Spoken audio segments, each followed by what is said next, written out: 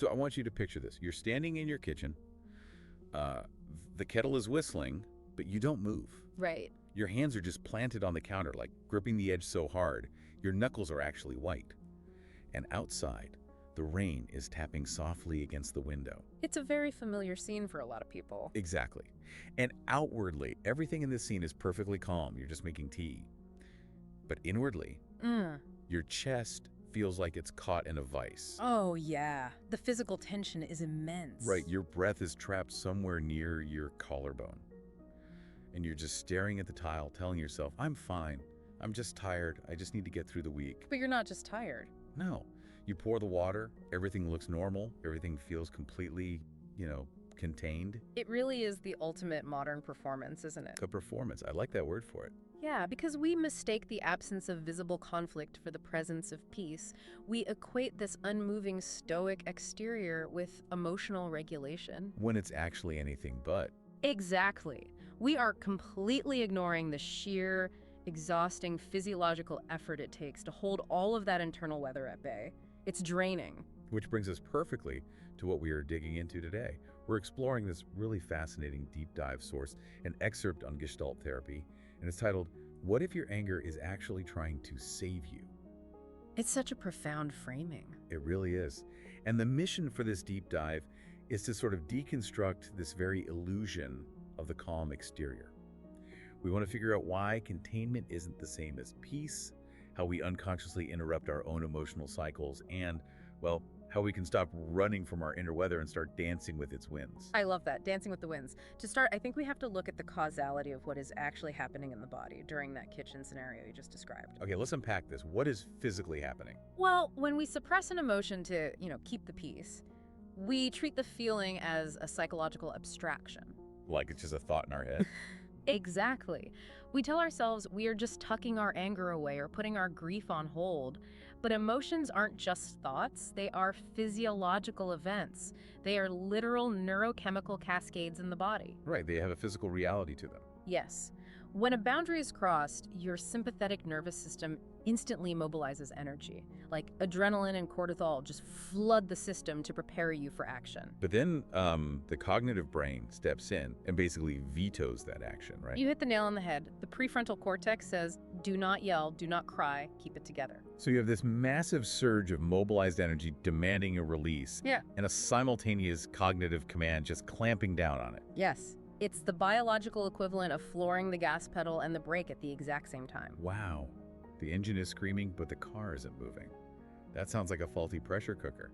We keep tightening the lid and calling it fixed, but we're just guaranteeing a much bigger explosion later. That is exactly what happens. And it explains the physical ledger of suppressed emotion. The physical ledger? You mean how the body keeps score?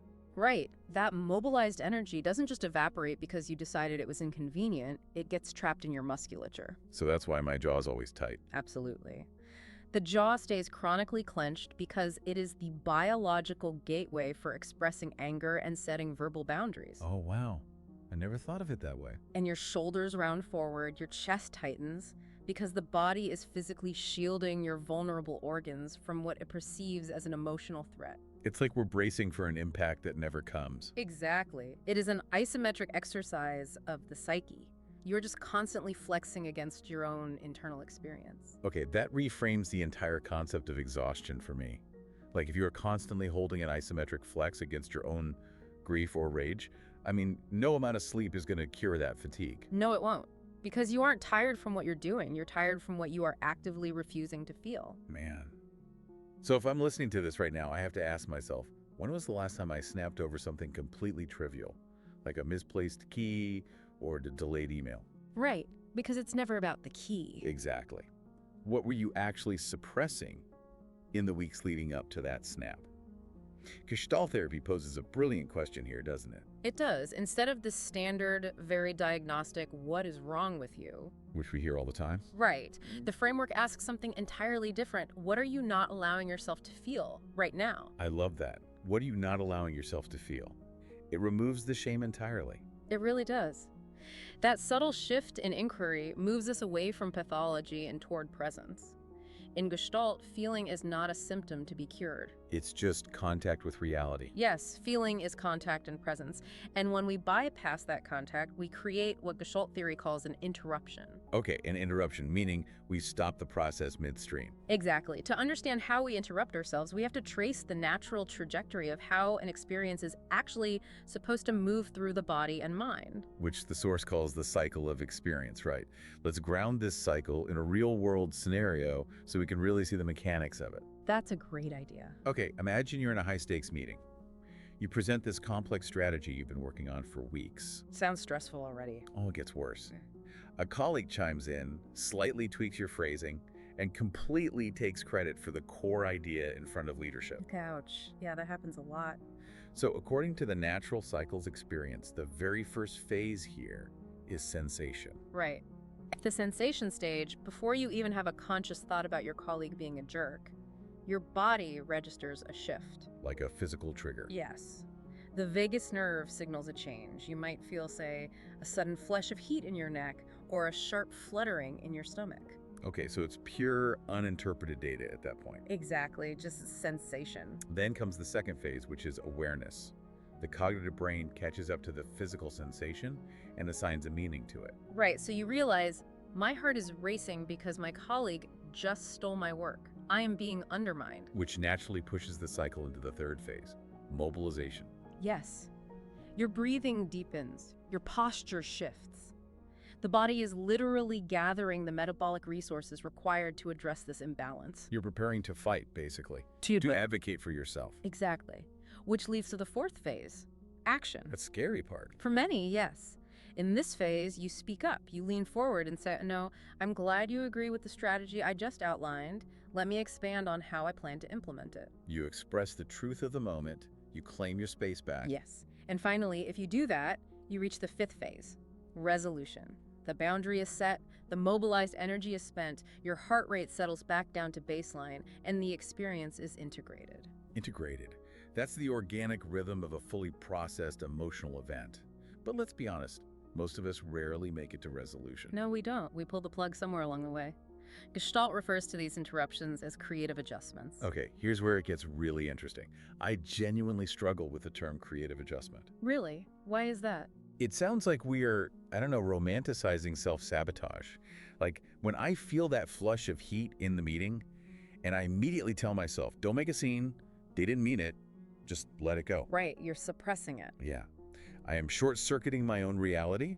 I feel a flutter. I label it just stress, and boom, I've killed the cycle before it even reaches awareness or action. You've shut it down. Exactly. So calling that creative implies my brain is doing me a favor by skipping my feelings. But in reality, it feels like I'm building my own prison walls. Why use a term that sounds so positive for a behavior that restricts us so much? That is such a fair critique. But we call it a creative adjustment because we have to honor the origin of the behavior. The origin, you mean from childhood? Yes. What's fascinating here is that we are not born suppressing our cycles. If a toddler feels anger, they mobilize and act immediately. They cry, they throw things. Oh, for sure. No containment there at all. Exactly. But imagine a child growing up in an environment where their anger is met with severe punishment. Or maybe their sadness is just too overwhelming for an unstable caregiver to handle. Right. So the child realizes their emotions are dangerous to their survival. Yes. Completing the natural cycle of emotions suddenly threatens the child's most primal need, which is attachment. Wow. So the child essentially learns that authenticity leads to isolation, but suppression guarantees safety. Precisely. The child's nervous system makes this brilliant, deeply creative calculation. It adjusts to a dysfunctional reality by learning to sever the connection between awareness and action. It learns to swallow the tears or choke back the anger just to stay connected to the parent. Exactly. It is a masterpiece of survival logic. It is. I mean, it really kept them safe. But the tragedy is simply that the environment changes as we become adults, but the nervous system continues running the outdated survival program. So the strategy that kept you safe at 6 years old becomes the exact mechanism that keeps you paralyzed in a corporate meeting at 30. Yes. The survival strategy becomes the prison wall. That is just, it's heavy, honestly, because when we interrupt the cycle at mobilization and we swallow the words in that meeting, the mobilized energy doesn't just vanish. No, it stagnates. Right. It loops in the background as this low hum of unease that we eventually just mistake for normalcy. The framework calls this unfinished business. Unfinished business. It's a backlog of unmet needs and unspoken truths. And this business, it demands an outlet. Because it can't complete its cycle in our minds. Exactly. We already discussed how it takes up residence in the physical body, creating chronic tension. But the psyche has another mechanism for dealing with energy. It refuses to process internally. Which is what? It exports it outward. It forces the people around us to carry the weight of our unlived experiences through the mechanism of projection. Projection. So wait, is projection essentially just our psyche's way of safely observing our own exiled feelings by pasting them onto someone else? Yeah, that is beautifully put, yes. Projection is often discussed as a defense mechanism, but if you break down the causality of it, it's really displacement. How so? Give me an example. Well, if I have ruthlessly silenced my own sensitivity, like if I learned early on that being vulnerable was dangerous, my psyche still needs to observe that exiled part of myself. So you stick it on a friend? Yes. I look at a friend and I feel this intense, irrational irritation, and I label them as too needy or too emotional. Wow. So you are safely critiquing your own exiled vulnerability from a distance. Exactly.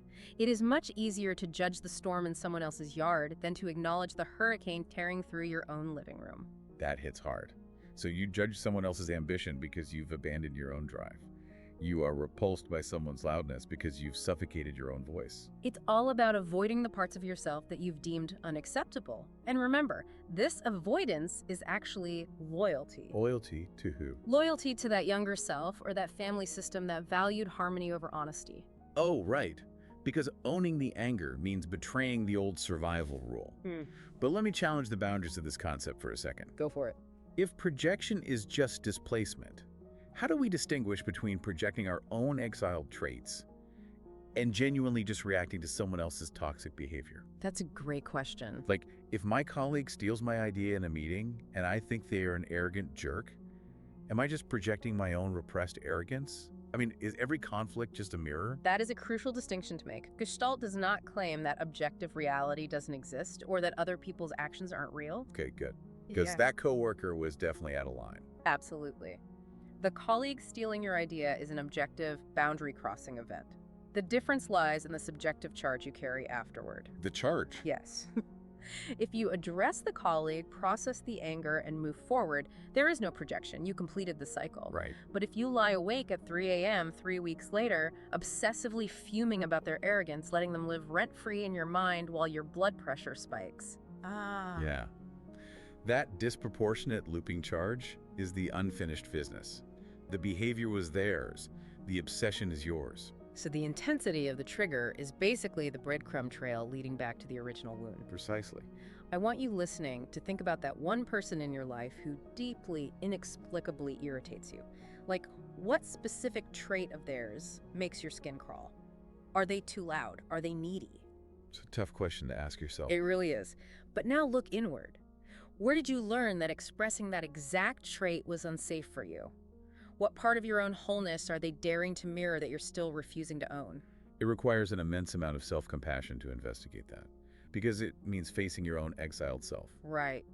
But once we spot the pattern, once we realize our bodies are holding this storm, the cycle is interrupted, and we're projecting all over our coworkers, the instinct is to urgently fix it. Of course it is. We want relief. Yeah, the cultural narrative tells us we need some dramatic catharsis.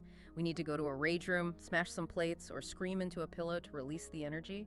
But catharsis is often just another form of bypassing. Wait, really? Smashing plates doesn't help? Not fundamentally, no. Screaming into a pillow might exhaust the physical body temporarily, but it rarely integrates the underlying emotion. So what's the goal then? The goal is not to forcefully evict the feeling. The goal is simply to change how you relate to it, how you observe it. We approach this through a practice called phenomenology. So what does this all mean in practice? Phenomenology sounds highly academic, but the mechanics of it in the text are actually incredibly grounded. It is very grounded. It is basically the practice of describing your internal experience without interpreting it. Right, stripping away the narrative and returning to raw data collection. The relief in this approach is huge. Oh, it changes everything. Because the human mind is so desperate to categorize, when you feel a sudden tightness in your chest, your brain instantly generates a story. Like, I am having an anxiety attack. I am failing at my job. My life is falling apart. Exactly. You have moved from a physical sensation to a full-blown identity crisis in milliseconds.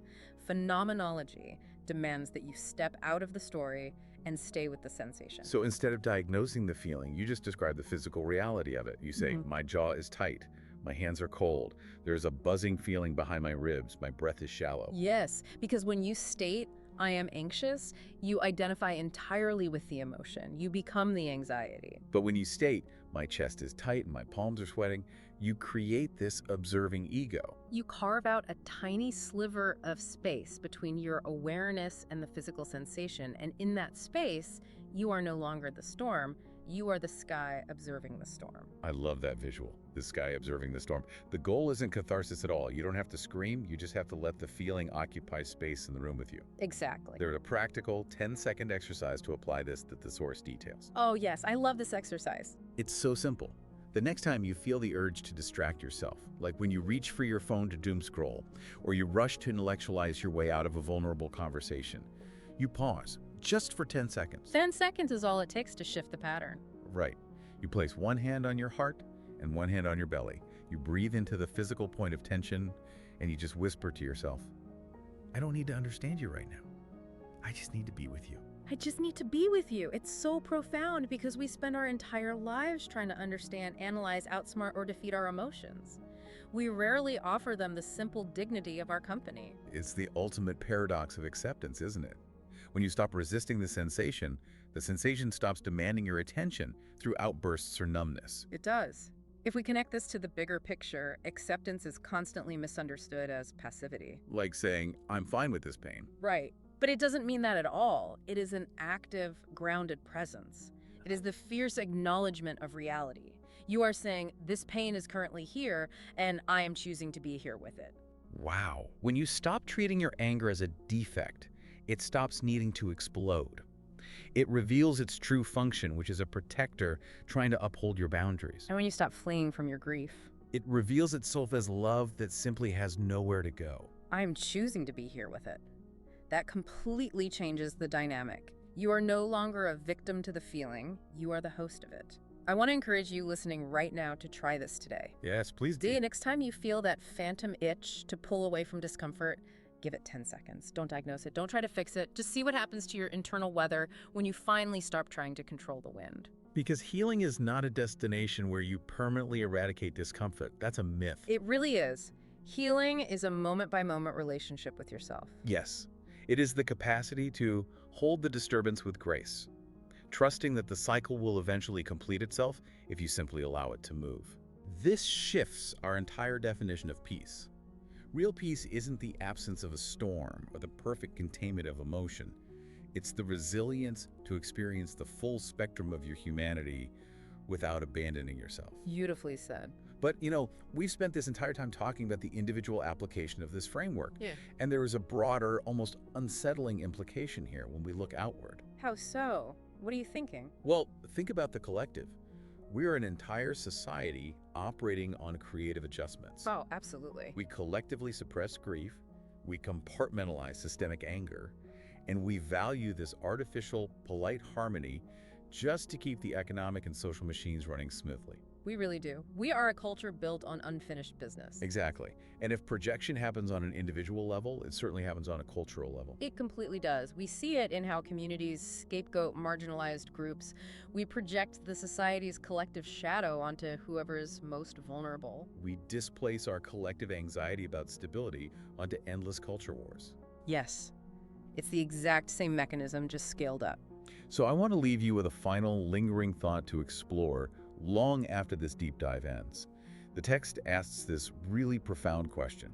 If I'm not the one who had to stay small, then who am I? That is the ultimate question. It is.